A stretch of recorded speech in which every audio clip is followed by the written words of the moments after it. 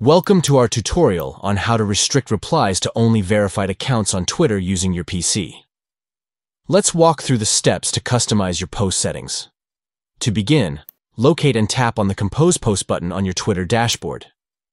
This button allows you to create a new tweet or post on your profile, initiating the process of setting reply restrictions. Next, find the option labeled Everyone Can Reply next to the globe icon. Click or tap on this setting to access the reply audience options for your post.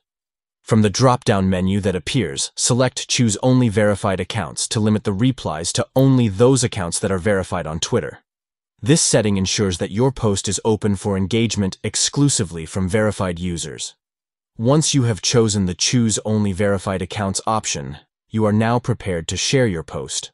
Click or tap on the Post button to send your tweet out to the verified accounts you have specified. By following these steps, you can easily set restrictions on Twitter to allow only verified accounts to reply to your posts on PC. Enhance your interactions and communication with verified users on the platform. Stay tuned for more helpful tips and tutorials on optimizing your Twitter experience. Thank you for watching.